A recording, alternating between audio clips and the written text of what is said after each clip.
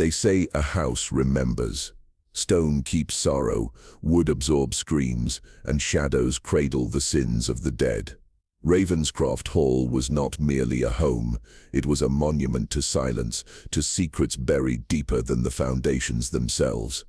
From the outside, its form rose bleak against the horizon, perched upon the heathered moor as though the land itself had grown weary of its weight. Its towers, once noble, now leaned slightly as if listening to voices that no longer belonged to the living. Windows stood like blackened eyes, staring out upon the shifting mists with a vigilance born not of pride, but of penance. It had been empty for years, though no one could say precisely how many. Some spoke of the family that had once lived within, others of the tragedies that had driven them into silence. But every telling agreed upon one thing. Ravenscroft Hall did not forgive abandonment. It lingered, it endured, and it whispered. The first step across its threshold was said to change a person.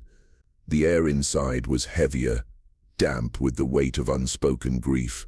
Floors groaned beneath each movement, not in the way of ordinary timber, but like old lungs straining to exhale a final confession. Dust clung thick across its halls, yet beneath it, faint impressions lingered, as if the house itself had chosen to preserve the steps of its last inhabitants, unwilling to release them to time. It was here that Eleanor Whitcomb arrived one autumn evening, her figure small against the massive doors that loomed above her. She carried little.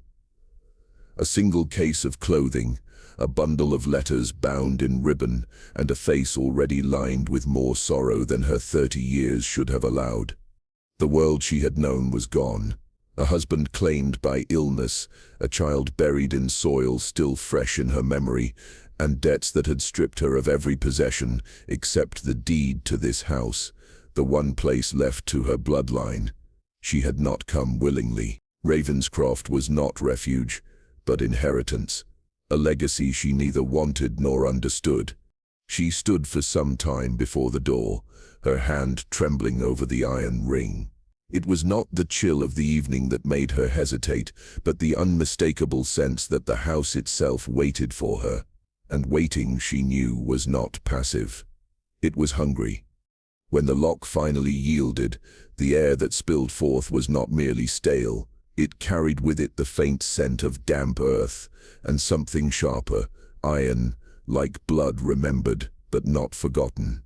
She stepped inside, and the sound of the door closing behind her echoed far longer than it should have, rolling through the vast corridors, until it seemed the house was swallowing her whole. Her footsteps carried her into the great hall, where portraits still clung to the walls.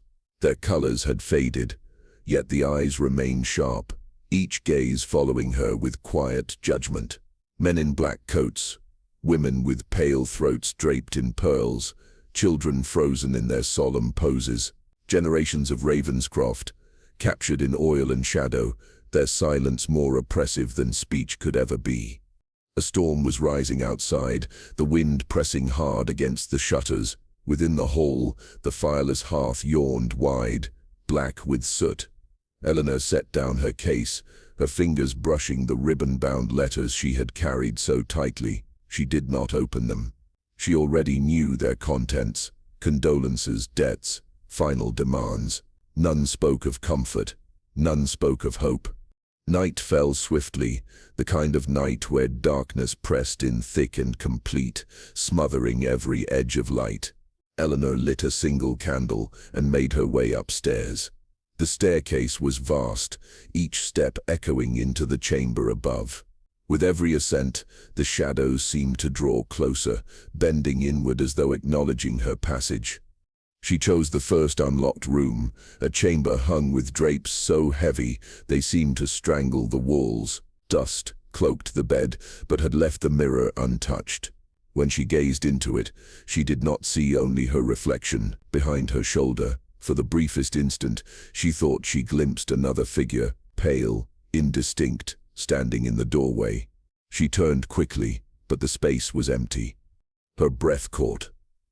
She told herself it was exhaustion, grief, or the flicker of candlelight.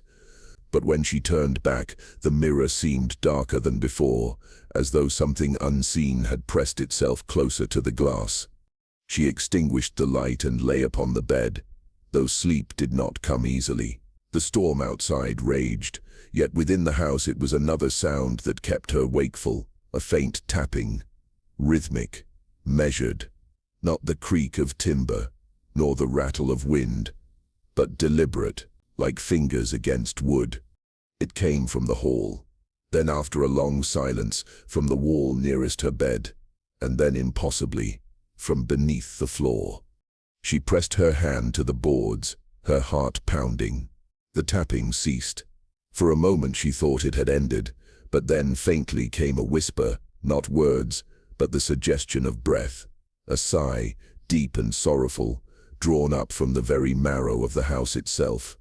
Eleanor withdrew her hand, pulling the blanket close, though the night was stifling. She closed her eyes against the dark, telling herself she would leave at first light. But some part of her already knew. Ravenscroft did not release those who crossed its threshold so easily. And as the whisper grew into something almost like a name, she wondered if the house had not been waiting for her, in particular, all along. Tell me, do you believe a house can choose its occupants, not by chance but by hunger? They say grief leaves a person hollow, a vessel stripped of purpose, waiting to be filled by whatever darkness lingers nearest. For Eleanor Harrow, grief had not come once, but twice. First with the sudden death of her mother, the only anchor she had left in the world, and then with the loss of the clarity she once carried as a historian. Her work, once a sanctuary, had grown dim. The past was no longer something she studied, but something she lived inside. When the letter arrived, heavy with the crest of Ravenscroft Hall, Eleanor believed it a strange kind of providence. The trustees requested her presence to catalogue the estate's archives, a task that promised both prestige and distraction. She accepted without hesitation, convincing herself it was her career's defining chance. Yet deep inside, she knew it was not ambition driving her steps, but the hope that among dust and silence, she might finally escape the noise of her grief. The journey north carried her through miles of barren moorland, where the wind swept low and mournful across the earth. By the time she reached the rise where Ravenscroft stood, dusk had begun to swallow the horizon. The whole revealed itself slowly, like a figure emerging from a mist. Its towers cut sharp against the sky, its stone darkened by centuries of rain, windows stretched tall and narrow, their glass black as obsidian. The house did not appear abandoned, nor alive. It seemed instead suspended in some purgatorial state, waiting for a verdict that never came. Eleanor's carriage drew to a halt before the great doors, where a single lantern burned. Beside it stood a man, shoulders stooped, his features pale beneath the flame. "You'll be Miss Harrow," he said, his voice carrying the weight of a statement rather than a welcome. He was Mr. Alton, the caretaker. He had tended the hall since its closing, though he offered no explanation of why it had stood silent for so long. His eyes, grey and unyielding, flicked over Eleanor with a faint mistrust, or perhaps pity. With few words, he took her bag and led her inside. The air within the hall was colder than the night air outside, its chill not merely physical but spiritual. Eleanor's breath echoed faintly, as though she had entered a cathedral of the forgotten. The walls bore portraits of the Ravenscroft lineage, stern patriarchs, solemn wives, children who never smiled. Their eyes followed her sharp with a scrutiny that made her throat tighten. Mr. Alton gestured toward the grand staircase. "You'll stay in the east wing. The west is closed." His pause was deliberate, weighted. "Closed?" Eleanor asked. "Best not to wander there," he replied. "Nothing more." He showed her to her room, a modest chamber compared to the hall's grandeur, though still draped in heavy curtains and carved furniture. As he left, he added only suppers at 7. "If you need anything, do not go searching for it." Then he withdrew, his footsteps fading down the corridor. Alone. Eleanor sat upon the edge of the bed, her fingers brushing the worn leather of her journal. She should have written notes, impressions, the weight of her first entry into the hall, but the pen lay still. Instead, she listened.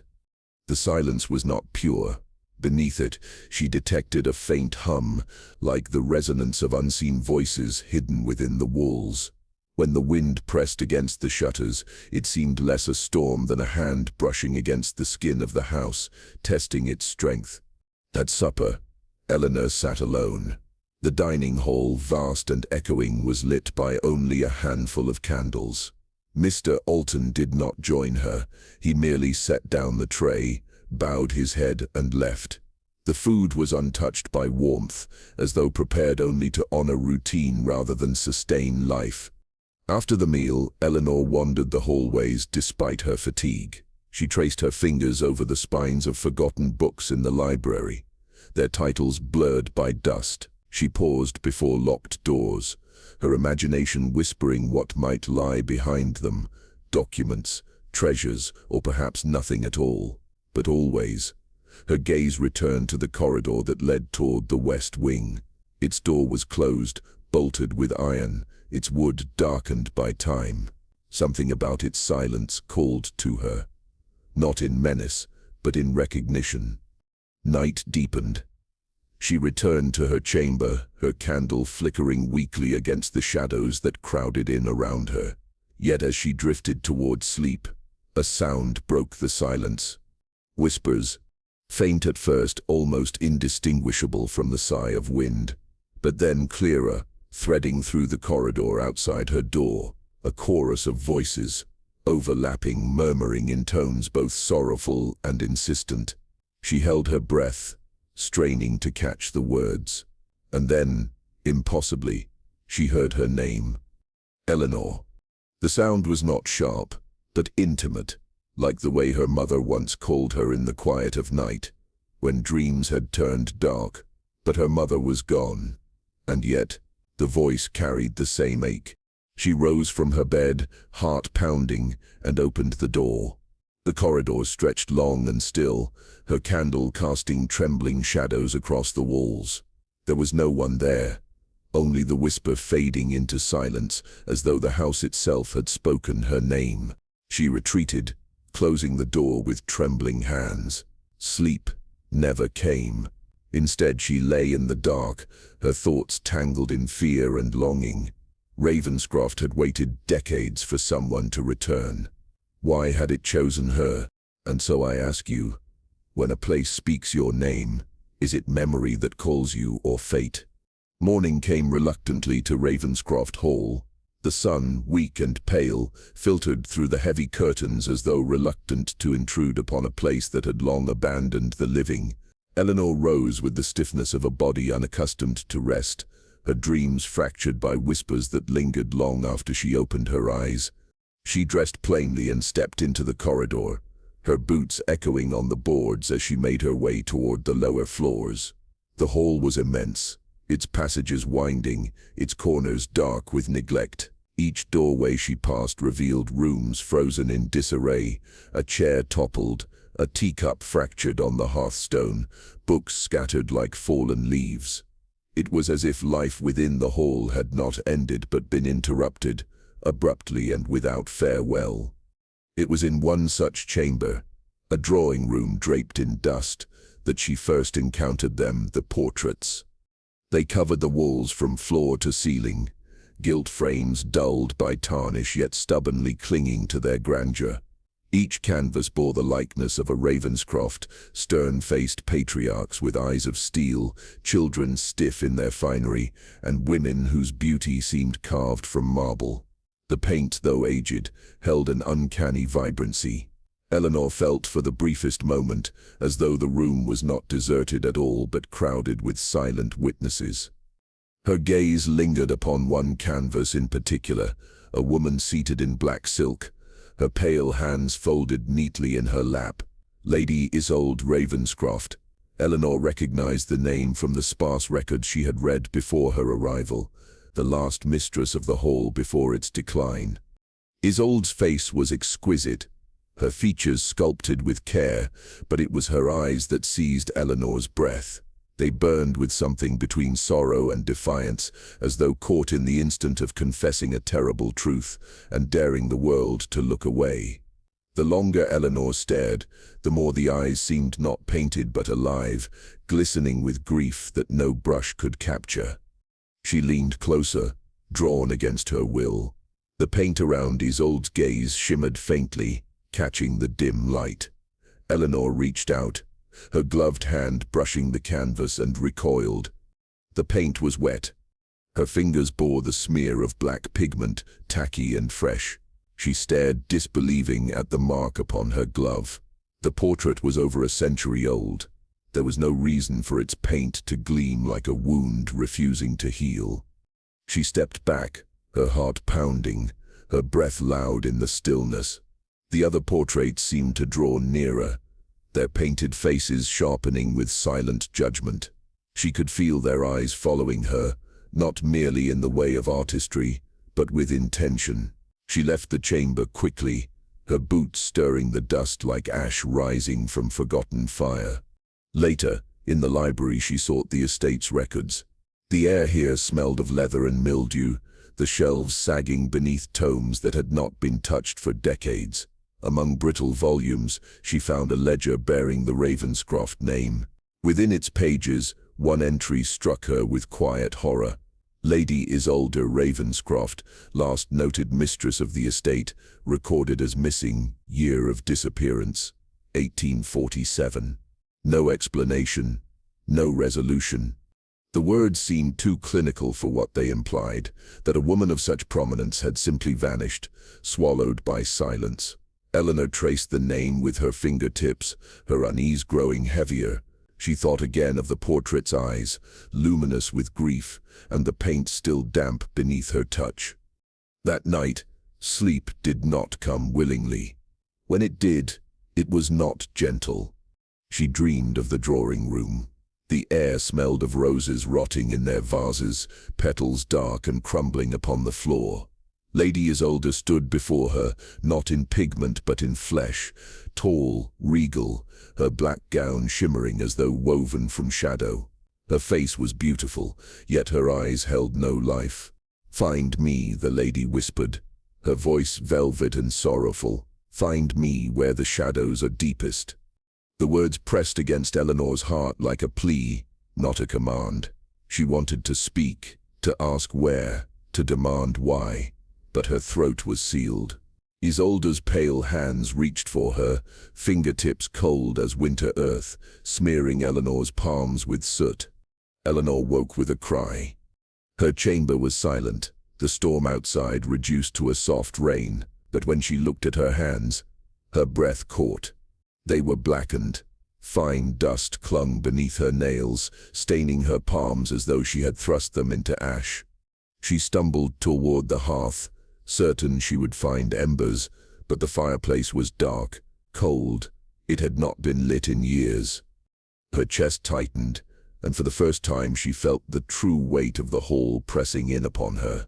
It was not her imagination, not merely grief's cruel tricks. Ravenscroft was reaching for her, thread by thread, drawing her into the fabric of its unfinished story.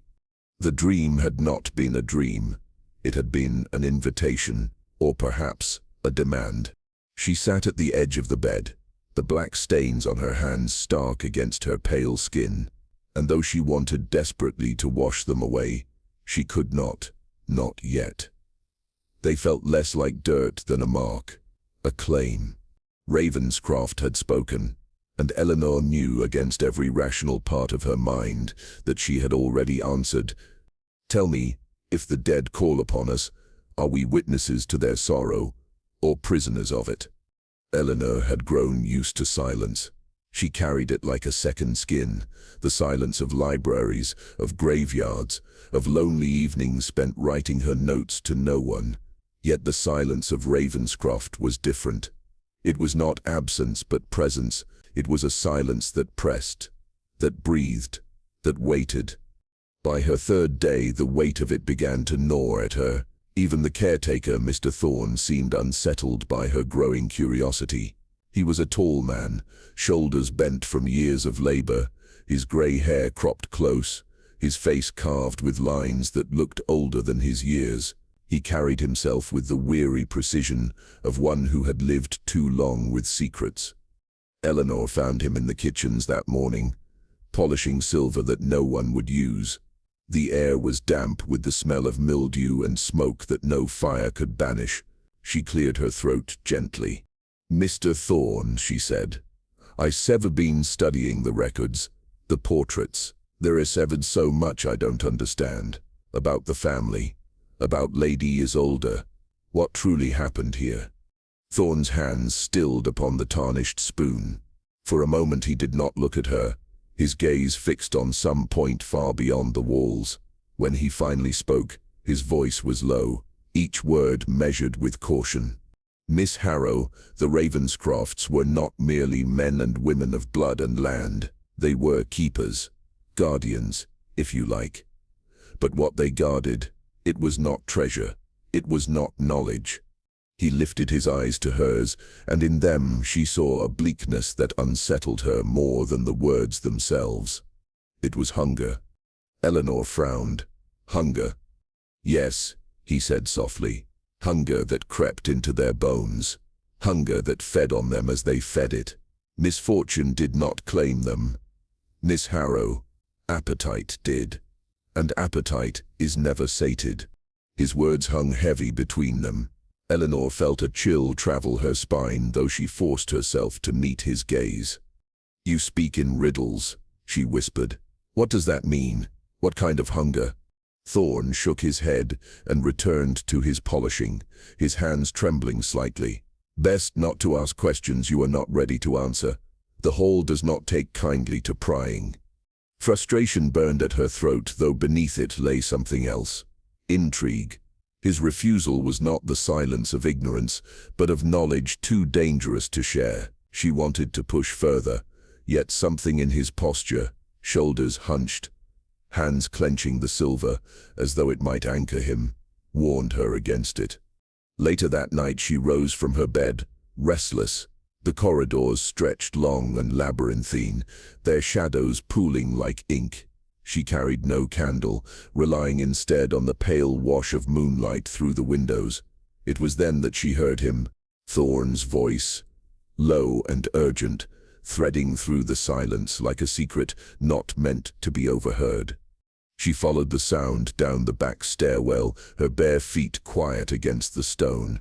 The voice led her to the servants' quarters, long abandoned, their doors hanging loose, the walls stained with damp. She pressed herself against the frame of one doorway, her breath shallow, and listened. "Patience," Thorne was whispering. His voice shook, as though each word scraped against his throat. "I beg you, patience. She does not yet see. She must not see. Not yet." Silence answered him, but it was not empty. It was the silence of listening, of acknowledgement. Eleanor felt the fine hairs rise along her neck. He was speaking to someone, or something, that was not visible. Thorne Sepp's voice broke again, lower this time, almost pleading. "Sepp kept the watch. Sepp tended the bones. Sepp tended the bones. Sepp tended the bones. Sepp tended the bones. Sepp tended the bones." Eleanor's hand flew to her mouth, stifling her breath. Her pulse thundered in her ears. Who was he speaking to? And worse, why did his words sound less like warning and more like bargain? She leaned closer, the boards creaking beneath her weight. Thorne stiffened. For a heartbeat she thought he had heard her, but then his voice dropped to a whisper too faint to follow. When she dared peek into the room, he was alone, kneeling in the dark, his head bowed, as if in prayer to shadows that thickened against the walls. She retreated, heart hammering, and fled to her chamber. She barred the door behind her, though the gesture felt futile. Ravenscroft did not recognize boundaries. Its walls were porous, its silence alive. That night she could not sleep. Thorne's words echoed in her mind. "It is hungry, and hunger must be fed." Fed with what, or with whom? She thought of Lady Isolde's eyes, glistening in the portrait, and the soot that stained her own hands upon waking. She thought of the whispers that spoke her name in the corridors, as though the hall itself had marked her. And she thought of Thorn, alone in the servants' quarters, bargaining with something she could not see. Was he protecting her, or binding her to a fate she had not yet glimpsed? The silence of Ravenscroft no longer seemed seamless. It was cracking, splitting open, and through those fractures seeped a truth Eleanor was not ready to face. Yet already she felt its edges pressing against her soul. Tell me, when a guardian prays to shadows, are they pleading for protection or confessing their complicity? Eleanor Harrow had never considered herself a reckless woman, though some might have described her stubbornness in less forgiving terms. Her editors had long accused her of chasing danger where caution would suffice, of prying into corners history had chosen to abandon. But she believed there was a duty to give voice to the silent, to exhume what the living preferred to bury. And Ravenscroft Hall, with its suffocating quiet, its endless shadowed corridors, demanded nothing less than intrusion. Mr. Thorne's warning still echoed in her ears. His voice, gravel thickened by years of damp air and tobacco, had carried an authority she could not easily dismiss. The hall is not cursed, Miss Harrow. It is hungry. He had spoken as though each syllable cost him a measure of blood. Yet Eleanor found that fear, his fear, only sharpened her resolve. If a place could hunger, she would know for what. If a family had been devoured, she would know by whom. And so, against reason, and against the rasp of Thorne's pleas, she turned her steps toward the sealed wing. The west wing announced itself differently than the rest of Ravenscroft. The very air seemed to change as she neared it, heavier, not merely stale but swollen with years of neglect. The wallpaper sagged under its own dampness, and the floorboards beneath her boots carried a hollow timber, as though she walked across the ribs of something vast and buried. The double doors stood at the end of a crooked hall, their wood dark with rot, their iron latch rusted into a jaw-like grimace. Thorne had nailed them shut, two thick boards crossing in an uneven X. The nails had sunk deep, bent slightly with age. Eleanor, after several breaths of hesitation, pressed her gloved hand to the wood. The cold that seeped through startled her. It was not the ordinary chill of unused rooms. It felt instead like the breath of something waiting. She fished a penknife from her satchel. Its blade was small, more accustomed to paper than wood, but desperation supplied strength. Slowly, with each pry and splinter, the boards surrendered. When the final nail squealed free, the air beyond sighed outward, a draught heavy with dust and the faint metallic tang of rust. The west wing greeted her like a crypt. Curtains drooped in tatters from broken rods, swaying though the air was still. Dust motes spun in pale columns of light that pierced through fractured shutters. The silence was not empty. It had density, a thrum beneath her skin, as though the walls themselves leaned closer to listen. Her lantern flame flickered, fragile against the cavernous hush. She held it aloft, its glow barely reaching the ceiling, where cobwebs hung like shrouds. At first glance, the room seemed abandoned in haste, as if the Ravenscrofts had fled mid-step. A side table still bore a cracked porcelain teacup, its contents long evaporated into a stain the color of dried blood. A mirror leaned crooked against the wall, its silver backing eaten away, reflecting her face in disjointed shards. But what drew her deeper was the sound, subtle, insidious, the faintest creak of movement. She paused, breath trapped in her chest. The sound came again, a soft, rhythmic rocking, forward and back. Forward and back. She followed it into a chamber whose door sagged on rusted hinges. The air within struck her differently, colder though the shutters here were intact. Toys lay scattered across the floor, wooden horses with chipped paint, a doll missing one glass eye, a puzzle unfinished as though abandoned mid-play. Dust coated every surface, except the cradle. It rocked gently. Eleanor's pulse hammered in her ears. She stepped closer, lantern raised. The cradle was empty. Its white cloth lining, once fine, had yellowed with time, though no hand disturbed it. She crouched, half expecting to see some trick of breeze, a rat's scurry, a tilt in the floorboards, but the air was unmoving. The cradle rocked on, as though soothed by an invisible hand. Her throat tightened. For a moment she considered retreat. She could tell herself she had seen enough, that some mysteries deserved their slumber. Yet it was not in her nature to leave questions unasked. She steadied her hand, straightened her spine, and forced herself to study the walls. Above the mantel hung a tapestry. Time had dulled its colors, yet the figure woven upon it remained stark, a black bird, its wings stretched wide in dominion. Its beak was sharp, its eye a dark glimmer, even in faded thread. Beneath the bird lay the outline of Ravenscroft Hall itself, its towers and chimneys dwarfed by the creature's span. The hall appeared not built of stone, but of bone-white threads, as though the bird perched upon a carcass.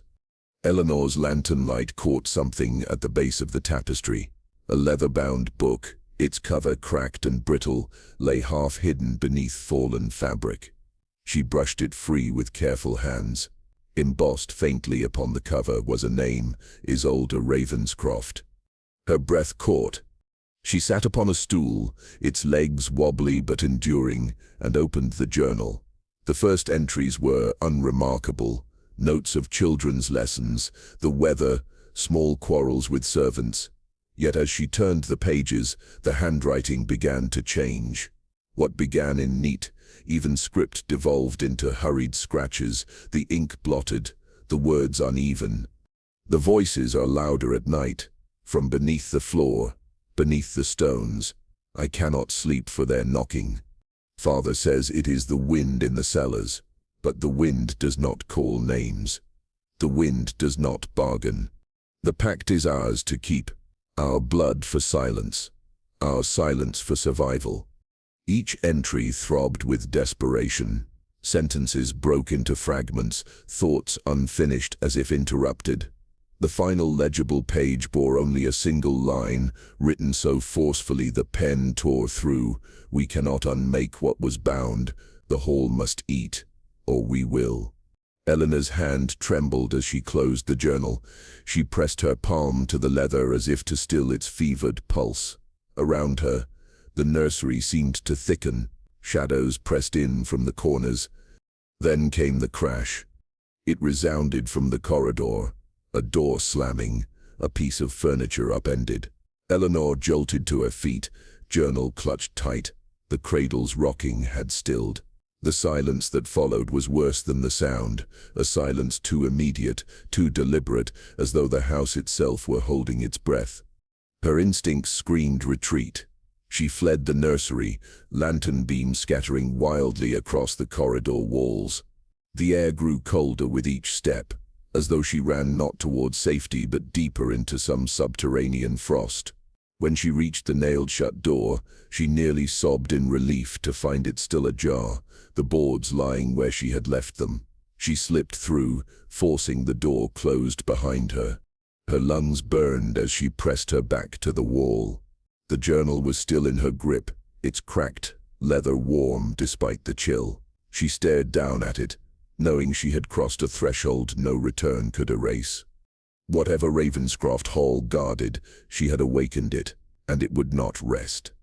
The hours after her trespass into the West Wing bled together in a haze of trembling nerves and ink-black silence. Eleanor had locked her chamber door with shaking hands, though she doubted wood and brass could keep out what prowled in Ravenscroft's veins. She set the journal upon her desk, its cracked leather whispering with age. The lantern light guttered low, threatening to smother, so she struck another match and lit a candle. The flame leapt to life, sharp and intimate, binding her to the words within. She could not wait for morning. Curiosity had always been her burden and her salvation. It gnawed sharper than fear. So with the storm pressing against the windows and the corridors sighing in their restless sleep, she opened Isolde Ravenscroft's book once more. The early pages she had already tasted, notes of children's laughter, half-warm trivialities. Yet even here she found herself rereading them, as though searching for the first fracture in the mask. She found it on the margin of a seemingly ordinary day. Alaric returns late. His eyes are fevered again.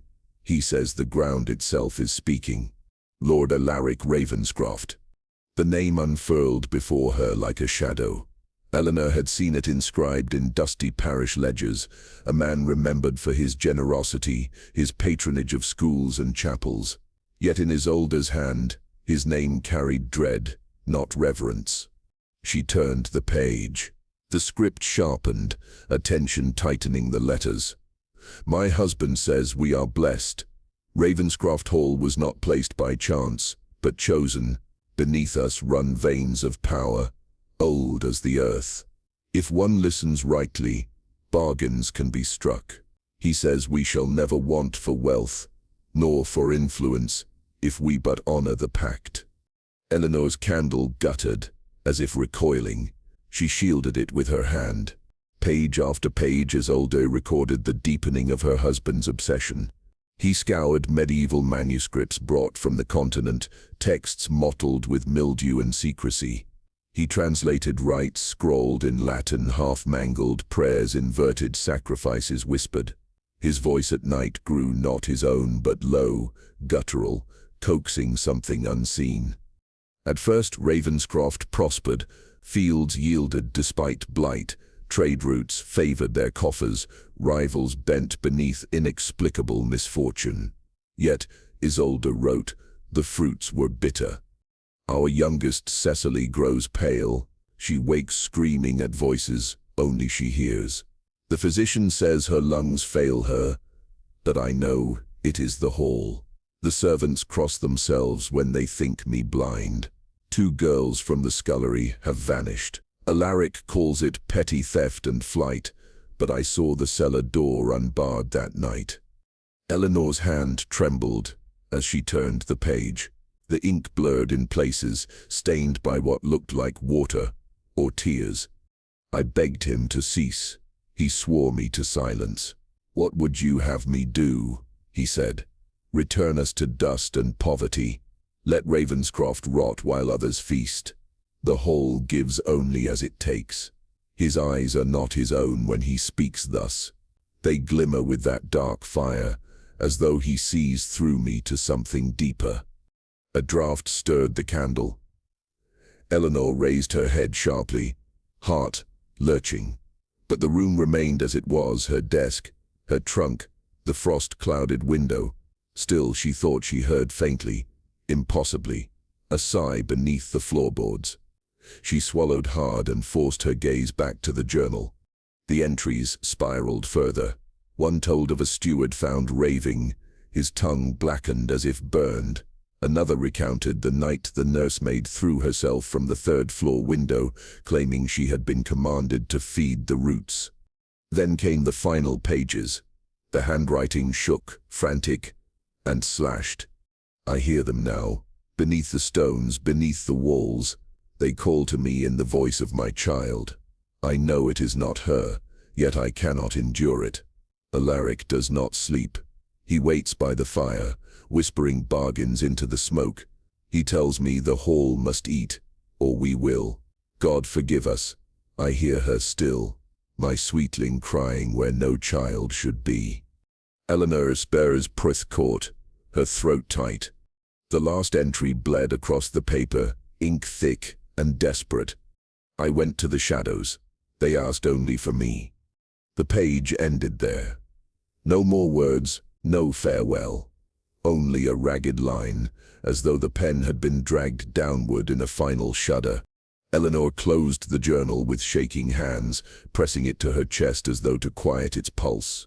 The candle flame quivered, throwing monstrous shapes along the walls. Was Isolde consumed by the hall itself, or by something far older that slumbered beneath its foundations? Eleanor thought of the cradle rocking in the nursery, of the tapestry's bird with wings spread over stone. Hunger, Thorn had said. Not curse, hunger. Her candle flared suddenly, high and unnatural, before shrinking again to its meek glow. Eleanor stared at it, unblinking, a dread certainty unfurling in her marrow. Ravenscroft Hall was not merely haunted. It was inhabited, and it remembered every offering. The journal left Eleanor restless, her thoughts a tangled knot of horror and pity. Isolde Ravenscroft's final words haunted her every breath, yet in the fragile morning light, she resolved that parchment and candlelight were not enough. She needed voices, living voices, to confirm what the pages had whispered in despair. So Eleanor descended the long gravel drive and followed the winding lane that led from Ravenscroft to the small village crouched in its shadow. The air outside seemed easier to breathe, as though distance from the hall loosened the grip of unseen hands upon her chest. Still, she could not shake the sensation that she was being observed, even as the estate receded behind her. The village was modest. Stone cottages bent with age, their thatched roofs slick with moss. Smoke curled lazily from chimneys, and yet when Eleanor crossed the threshold of the square, the air seemed to still, conversations tapered. Heads turned, only to dip again quickly, as though eye contact were dangerous. She asked for the inn, and was directed with a mutter and a gesture, the villagers' faces pale as chalk. Within the low-beamed room, she found warmth in the fire, but not in the eyes of those gathered there. She introduced herself. Careful, deliberate. A historian, she said, here to catalogue the archives of Ravenscroft Hall. At once silence fell. One man, thick-set with coal-blackened hands, spat upon the floor and left without a word. Another made the sign of the cross. The innkeeper, her lips pressed thin, urged Eleanor to sit by the hearth. But it was the elders, two men with hair like snow and a woman whose face was a parchment of deep lines, who finally spoke. "You said best leave it lie, lass," the eldest said, his voice coarse with age. "That house has a memory longer than yours, longer than mine. It don't dust let go." Eleanor leaned forward. "You knew the Ravenscrofts?" "Aye," croaked the old woman, her eyes sharp as glass. "I was a girl when the mistress vanished. They said she went to relatives, but I saw her. I did. Months after, I passed the hall at dusk, and there she was, standing in the window of the west wing, black dress, hair loose, staring down at me, like she wanted to speak. But she never did, just stood, pale as death itself." The woman's hands trembled as she pulled her shawl tighter. "I ran, and I never looked back." Eleanor said's heart quickened. "Lady Isolde, you certain?" The woman said's gaze hardened, eyes like embers. "I fear so, not forget them. The hall kept her." Dame said, "Ask how." Another elder, the stooped man with rheumatic fingers, shook his head.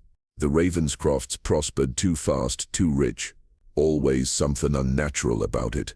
My grandfather said they struck a covenant, blood for plenty, shadows for coin. What they sowed we all reaped, but the price was theirs, and theirs alone. Children fell sick, servants vanished. A curse? No. Worse. A bargain."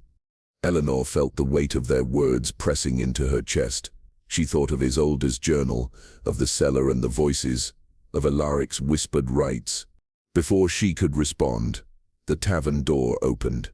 A priest entered, younger than the elders, but with a gauntness that suggested too many funerals, too many confessions etched into his soul. He saw Eleanor and frowned. "You are from the hall," he said, his voice steady but not unkind. "Yes, Eleanor Harrow.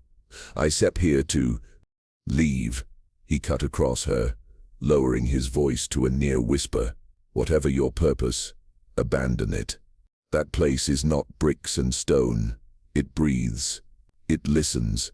Every step you take within its walls feeds it, and every night you sleep beneath its roof. It binds you tighter." His words sent a cold line down Eleanor Sepp's spine, yet she found herself shaking her head. "I cannot," Sepp read Isolde Ravenscroft Sepp's words. "I feel as though she is asking me to bear witness, to finish what she began." The priestess' eyes softened, almost sorrowful. "Then God have mercy on you, for the whole will not." The elders murmured prayers, eyes averted. The old woman clutched her rosary until her knuckles bleached white. Eleanor thanked them all, though her voice felt faint in her throat. As she left the inn, the villagers made distance between themselves and her, as though her very shadow carried contagion. Yet beneath their fear she thought she saw something else. Relief, perhaps, that she, not they, would return to Ravenscroft's grasp. The walk back was slower, the light already lowering toward dusk. The moorland stretched around her, barren and whispering with wind. And then, cresting the rise, she saw it, Ravenscroft Hall silhouetted against the reddening sky. Its windows burned with light. Not candlelight, not gas lamps, something fiercer, colder. Every pane shimmered with illumination, as though the house itself blazed from within. Yet she knew, she had left it dark. She had lit no flame. The hall was aware of her absence, and now it welcomed her return. Eleanor's legs felt leaden. Still, she moved forward, the journal of Isolde heavy in her satchel, the words of villagers echoing in her ears. She was no longer chasing history. She was trespassing upon covenant. And Ravenscroft, patient and breathing, waited for her to cross its threshold once more. The storm came sudden and merciless, as though summoned by the hall itself. Wind howled against the windows like wolves at the threshold, and the walls of Ravenscroft groaned as if straining to hold themselves upright. Rain lashed in sheets, rattling the glass panes until they threatened to shatter. Eleanor, lantern in hand, moved through the corridors with a restlessness she could not shake. The journal lay open on her desk upstairs, its ink still wet in her imagination, but something deeper, something primal, called her downward. The air thickened as she descended to the cellar. She had not dared this place before. Its door groaned when she opened it, revealing stairs plunging into a darkness that smelled of damp stone and rusted iron. The lantern flame flickered, almost reluctant, as if it too recoiled. Still, Eleanor pressed on. The cellar was vast, its ceiling low, its walls lined with rotting casks and tools abandoned to decay. Pools of storm water seeped between stones, reflecting the lantern light in dull glimmers. She thought she heard whispers beneath the thunder, but told herself it was wind finding narrow cracks. Then she saw it. At the far end, where the foundation wall rose heavy and unbroken, a patch of brick caught her eye. The pattern was different, the mortar fresher by centuries, the line imperfect. She drew closer. The air here was colder, biting, and the smell of iron, no of blood, pressed against her throat. Eleanor set down her lantern and touched the brick. The surface was damp, almost sweating. She pressed. It gave slightly, as though not wholly fixed. Heart racing. She searched the cellar for tools and found a rusted iron bar among the debris. With desperate effort, she wedged it into the seam and began to pry. The first brick clattered to the floor, dust billowing, then another, and another. Her hands grew raw, her arms trembling, yet she worked like one possessed. Behind the wall, a void yawned, the darkness deeper than any she had ever known. When the gap was wide enough, she raised her lantern. The light revealed a stairwell descending further, carved not with the crude strokes of laborers, but with care, with reverence. Each stone was etched with faint lines, circles intersecting, sigils curling into one another, the recurring motif of a bird with wings stretched wide. The storm above raged, but here the silence grew heavy, smothering, as if sound itself dared not intrude. Eleanor stepped forward. The stairs spiraled into the earth.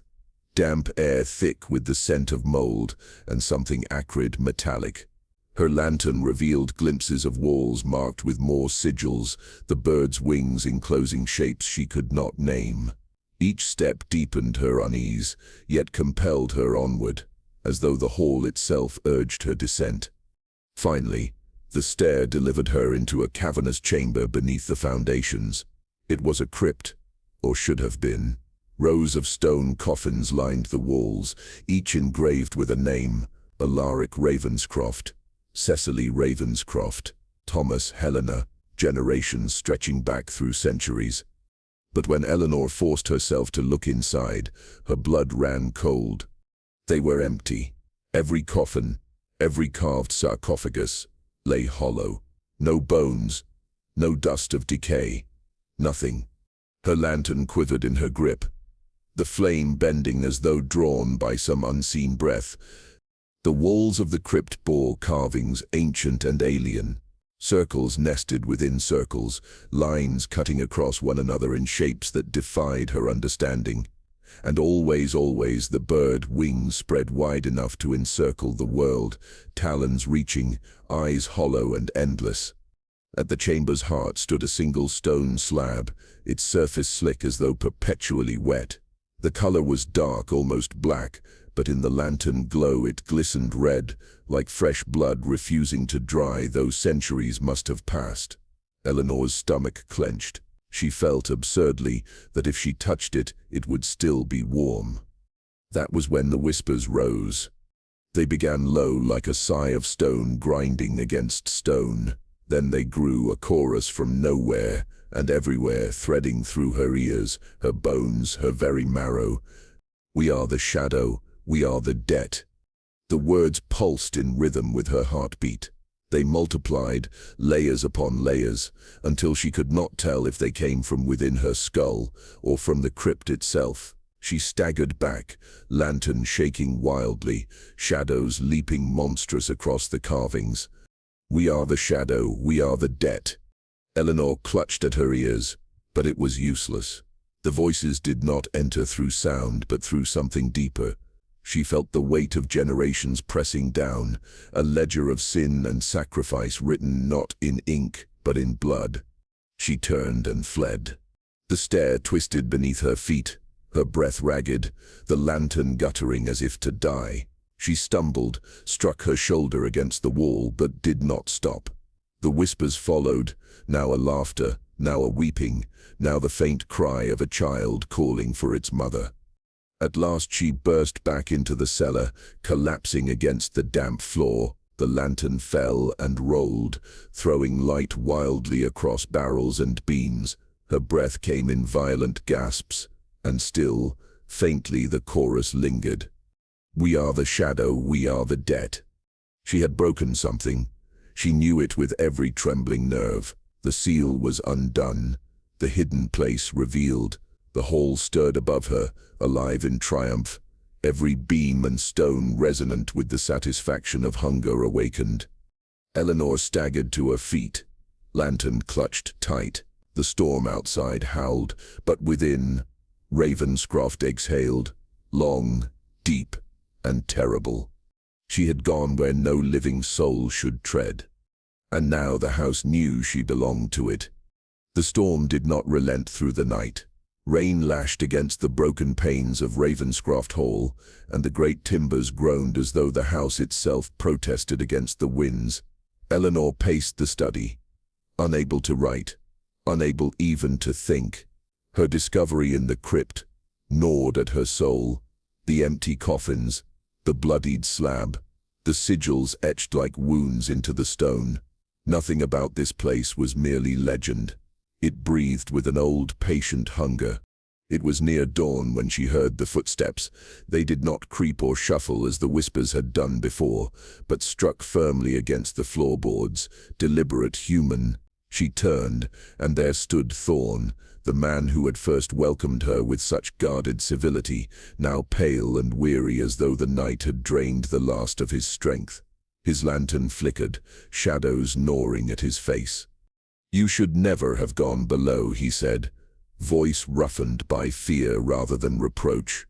Eleanor steadied herself, clutching the back of a chair. You knew of it. You knew there was a crypt beneath. Thorne's jaw tightened. For a moment she thought he would retreat into his familiar silence, but instead he sank into a chair opposite her, as if burdened by a weight too heavy to bear alone any longer. His hands trembled where they rested upon his knees. I am not what I told you, he said finally. I am no mere caretaker. Eleanor's breath caught, but she did not interrupt. Something in his voice compelled her to listen, as though he were not speaking by choice but by necessity. My family was servants, Thorne continued, bound to this house for generations. When the last Ravenscroft fell, the task of watching the hall fell to us. We were to tend to its silence, to keep strangers away, and most of all to guard its secret. Eleanor's pulse quickened. What secret? Thorne lifted his eyes to hers, and in them she saw both terror and pity. The Ravenscrofts did not rise to wealth by toil or inheritance. They made a bargain, their bloodline, bound to a shadow older than scripture. In exchange they were promised prosperity, influence, survival through famine and plague. The hall itself was the vessel of that covenant. Every brick, every beam was steeped in it. Eleanor shook her head. Superstition. Folklore born of fear. No, Thorne whispered. Yuseb heard the whispers. Yuseb felt the eyes. This is no superstition. The house is alive because of it. The words lodged like ice in Eleanor's chest. She wanted to dismiss them, to argue, but the memory of the crypt's carvings seared into her mind. The sigils, the bird enclosing the world with its wings, the empty coffins. Too many truths aligned with his tale. And Isolde? Eleanor asked, voice low. Her journal speaks of sacrifice. Thorne's expression faltered. As if he had dreaded the question, he turned away, staring into the dim lantern light. Isolde was the last of them. The pact demanded the blood of the child she carried. But she defied it. She offered herself instead, a mother's heart in place of her daughter's. But she could not finish the rite. Her blood was given, but not all of it. The debt was never fully paid. The hall, wait still. Eleanor's throat tightened. The words tangled with the fragments she had read in the journal. The sorrow, the desperation, and the child, she asked. No one knows, Thorne said. Some say it died with her, others that it was taken, hidden, cursed to wander unseen. The truth was buried with the family, but the debt endures. Always the debt. Eleanor pressed a hand to her temple, her mind reeling. Why me then? Why summon me here? I am no Ravenscroft. Thorne's voice broke, ragged with grief. Because the hall chose you. You were not summoned by accident, Eleanor. You were lured, drawn as surely as iron to a lodestone. The same grief that bound Isolde binds you. The hall smells it upon you, loss, unanswered, gnawing at the bone. It knows you are not complete. That is what it feeds upon. Eleanor staggered back, the truth colliding with her heart. She thought of the nights she had lain awake, haunted by the memory of her sister's face, pale in death. The endless searching through archives, libraries, ruins, all to distract from the hollow ache that had never healed. Ravenscroft had not been a random destination. It had been waiting. You must leave, Thorne said suddenly, standing as though to urge her out at once. Take what Yuseb learned, and go, before the hall binds you completely. But Eleanor shook her head. Leave, when I am closer than ever to understanding, when Isolde's voice still pleads from the shadows. No, if she gave herself to save her child, I cannot abandon her memory. I must see it through. Thorne's face twisted with anguish. You don't understand. The hall does not release those it has chosen. You stay, or you are claimed. There is no leaving now. A thunderclap split the silence, rattling the window panes. Eleanor's lantern guttered. And in that darkness the house seemed to breathe, a long, slow inhalation through its many corridors, its broken chimneys, its very walls. Eleanor felt it coil around her, a presence vast and patient, tasting her fear. Thornsed's eyes darted to the ceiling. It knows we speak of it. You've woken it further than ever before. Eleanor Asset's voice trembled, but she forced the words out. Then tell me this. What happens when the debt is claimed? What becomes of those it chooses? Thorn did not answer at first. He swallowed hard, his knuckles whitening against the lantern's handle. When he spoke, his voice was scarcely more than a whisper. They vanish. The coffins remain empty. The blood is taken, but the body is never left behind. The hall devours them whole. Not death, but something worse. A shadow of their soul becomes part of its walls, its whispers, its hunger. Eleanor's stomach turned. The whispers she had heard, were they the echoes of all those claimed crying endlessly from the stone? She stepped closer to Thorn. Her resolve steeled even through her fear. If the hall waits for balance, then I must discover how to end it, to break the pact. Thorn shook his head. Many have tried. All were consumed. Then they lacked what I possess, Eleanor said, her voice firm, Isolde's words, her defiance, and perhaps her unfinished sacrifice. If the debt lingers, perhaps it can be answered another way. Thorn looked at her with both awe and despair. You are walking into ruin, Eleanor, into the mouth of the beast itself. She lifted her chin, her eyes glinting in the dim light. Then let it swallow me. I would rather be devoured seeking truth than live untouched by it. The silence that followed was heavy, oppressive, filled with the weight of what she had declared, and as if in answer, the lantern flame leapt high, then died. Darkness surged through the room like water rushing into a breached hull. Eleanor gasped, her hands groping in the blackness, and then she heard it. Not the whispers she had grown accustomed to, but a voice clear and distinct, as though spoken directly into her ear. You are ours. The words froze her blood. She turned, but no figure stood in the room, only the black hallways stretching out, alive with unseen movement. Thorn seized her arm, pulling her toward the door. It begins. The hall has claimed you. Pray, Eleanor, that you are strong enough to endure what comes next. And as they stumbled into the corridor, the great house of Ravenscroft seemed to shudder with delight, its windows glowing faintly though no flame was lit within. The debt was stirring, the shadow was awake, and Eleanor, whether she wished it or not, was at the very heart of it. The storm outside reached its zenith, a ceaseless hammering of rain and wind that pressed against Ravenscroft Hall, as though nature itself sought to tear it apart. Yet inside, the true storm gathered, not of weather, but of will, of shadow, of a hunger that had waited centuries for its reckoning. Eleanor ran. The corridors stretched before her, twisting and rearranging with every step. Doors she had once passed stood sealed as though bricked over. Stairways ended in sheer walls. The house had shed all pretenses of decay and revealed its true form, a labyrinth alive, shifting, breathing.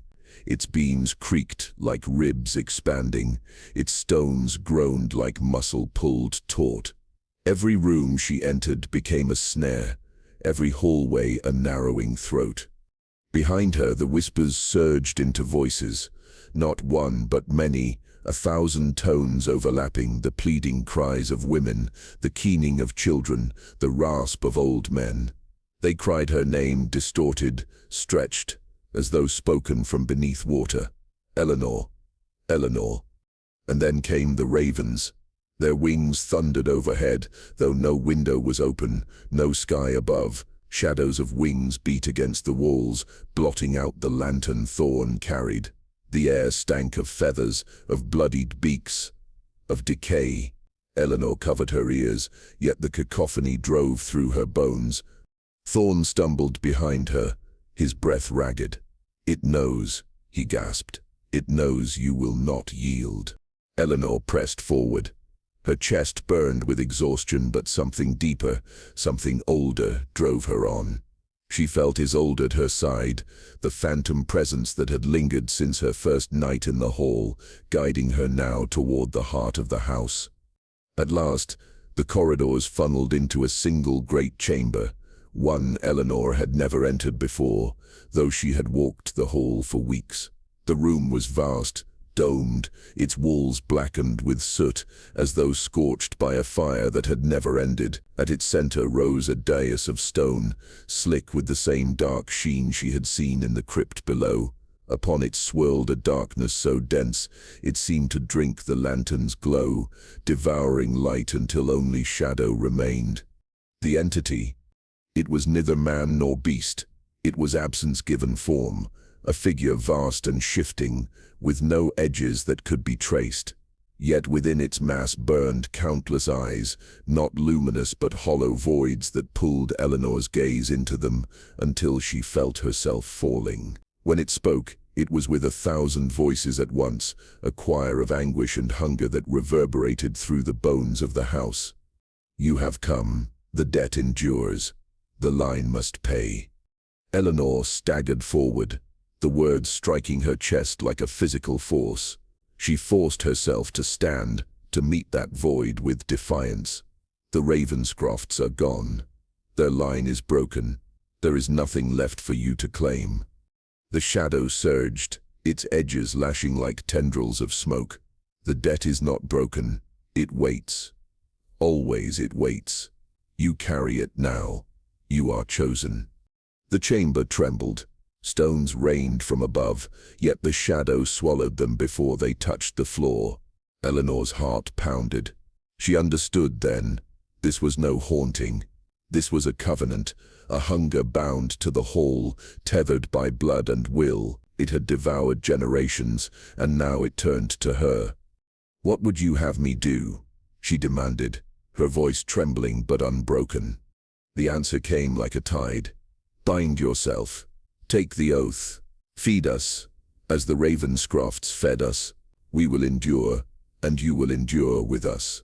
The hall will stand." The shadow pulsed, and the chamber groaned as cracks spidered across the walls. "Refuse, and the hall falls, buried in silence. You with it." Eleanor's breath caught. 2 paths stood before her. Bind herself and become another in the line of sacrifice, or let Ravenscroft collapse, carrying her into ruin with it. And then in the silence between thunderclaps, she saw her Isolde.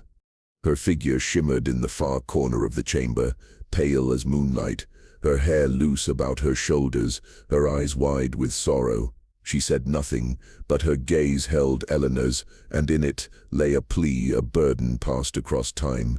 "Do what I could not." Eleanor felt the weight of it. Isolde had offered herself to spare her child, yet the debt remained. Eleanor's own grief mirrored hers, loss binding woman to woman across the centuries. Was she brought here for this very choice? To end what Isolde could not? The shadow spoke again, voices growing louder, more insistent. "Choose the debt or the silence. Blood or ruin. Choose." Eleanor raised her chin. Her body trembled. Her soul threatened to break beneath the weight of the moment, but her voice rang clear. "I will not bind myself to you. The Ravenscrofts gave enough, their blood, their sorrow, their lives.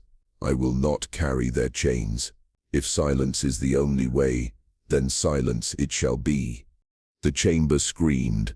The voices merged into a single shriek, a sound of rage older than the stones themselves. The dais split, black light pouring forth like molten tar. The walls shuddered, the floor cracked, and Ravenscroft Hall began to collapse in upon itself. Thorn cried out, seizing Eleanor Sepp's arm. "You have doomed us both." "No," Eleanor said, her eyes locked on his oldest fading figure. The ghost smiled, faint, sorrowful, but with a glimmer of peace. And then she was gone, dissolved into the storm of shadows. The entity roared, its tendrils thrashing, as the ceiling caved. Eleanor stood firm, refusing to run. The house had claimed enough fleeing souls. She would not give it the satisfaction of her terror. And as the stones rained down, as the blackness surged to consume all, Eleanor felt no fear, only release. Ravenscroft Hall shuddered once, as though in agony, and then began to fall silent. The choice had been made, not with triumph, but with the weary defiance of one who has carried grief too long. Eleanor turned from the shadow's demand and embraced the only power left to her to end what should never have endured. Her hands shook as she struck the first spark. A candle toppled onto Isolde's journal, its brittle pages catching with a hiss. Fire licked across the ink-stained words, prayers, confessions, warnings, and consumed them whole. The room seemed to recoil, the walls groaning as though in pain. The flames leapt greedily, racing across drapes that had hung untouched for decades, across timbers soaked with the breath of centuries. The portraits watched in silence as their painted faces blistered and blackened, eyes that once followed her now melting into nothing. For a moment, Eleanor thought she heard them sigh, not in anger but in release. The shadow howled. Its 1,000 voices splintered the air, shrieking as the fire closed in. It thrashed against the collapsing walls, but its dominion was tethered to the hall. With every beam that cracked, every tapestry that burned, its form shrank, folding inward, devouring itself. Thorn fell to his knees, his voice hoarse. "You fool, you fool, you have undone us all." "No," Eleanor whispered, though her voice was lost beneath the roar of fire. "I seb undone it." The hall trembled, stones raining from the ceiling, corridors collapsing into each other. Yet amidst the ruin, Eleanor felt a hand, cold, weightless, clasp her own. She turned and found Isolde beside her, pale and luminous, her sorrow tempered now by a quiet strength. "This way," the ghost seemed to say, guiding her through the choking smoke, past archways crumbling into ash.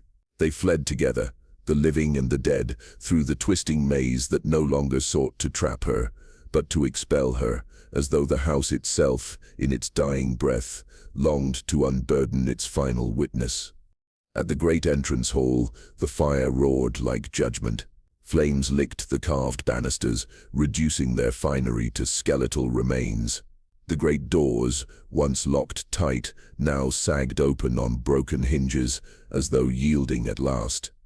Eleanor stumbled through, coughing, blinded by heat and smoke. Behind her the roof caved in, and with it a sound that was neither wholly physical nor wholly human, the scream of something vast, ancient and defeated. Ravenscroft Hall died not with silence, but with rage, the shadows within it burning to nothing with the timbers that had bound them. She crossed the threshold just as the western arch gave way. Stone thundered to the ground, sending sparks into the night air. Isolde's hand lingered for a heartbeat longer, then slipped from Eleanor's grasp. The spectral figure stood at the collapsing doorway, her gown already turning to ash, her face serene as the inferno consumed her. And then she was gone, carried away in the smoke. Her long vigil ended. Eleanor fell into the wet grass beyond, gasping as rain drenched her soot-streaked skin. She lay there through the night, watching as fire devoured the great house, each collapse echoing like the toll of a bell. Ravenscroft's silhouette writhed against the storm until, at last, nothing remained but smoldering ruin. When dawn broke, the estate was a blackened carcass. Only charred stone walls jutted from the earth like bones. The villagers gathered at a distance, eyes wide, some crossing themselves, others whispering prayers. They had waited lifetimes for this day, yet none dared approach the ruins.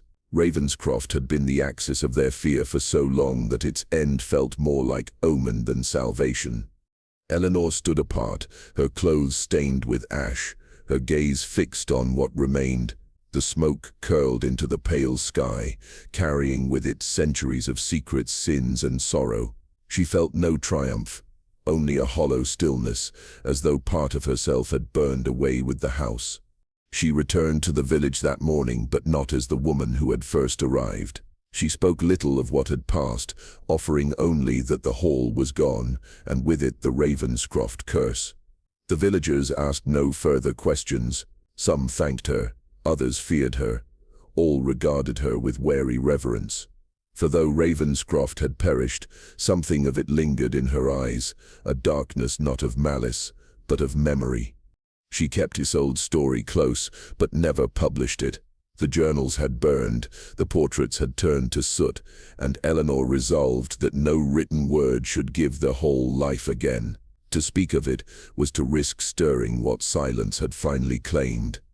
And yet, silence did not mean forgetfulness. At night, Eleanor would dream. She would hear the rustle of ravens' wings, the echo of a cradle rocking in some unseen room, the faint cry of a woman's voice. "Find me where the shadows are deepest." She would wake in darkness, her hands blackened not with soot but with memory, and wonder if the whole had truly ended, or if it lived on in her. The villagers noticed the change. Her step was slower, her expression heavy. When she looked at them, it was as if she saw not only their faces but the shadows of generations behind them. She carried herself like one who had walked through fire and returned, not unburned but tempered by its heat. Years passed. Ravenscroft Hall sank further into ruin, swallowed by ivy and moss. Children dared each other to approach its charred skeleton, but even they would not step too close. The land lay barren, unwilling to yield crops. Travelers passing by spoke of cold winds rising from the foundations, carrying whispers too faint to catch. Eleanor aged quietly, her work as a historian abandoned. The villagers still sought her counsel, but never about Ravenscroft. That name was buried, spoken only in hushed tones, as though the house might hear from beneath its grave. On her final night, as the candlelight flickered low, Eleanor sat alone, her gaze distant. She thought of Isolde, of the bloodline swallowed by ambition, of the centuries of silence and the single act of defiance that had broken it. She thought of the fire that had consumed Ravenscroft, and of the truth that fire cannot burn memory. Her lips parted, whispering to no one. Houses are not the only things that remember. The candle guttered out, and Ravenscroft's shadow lived on, not in walls or stones, but in the heart of the last woman who walked its halls and chose silence over surrender.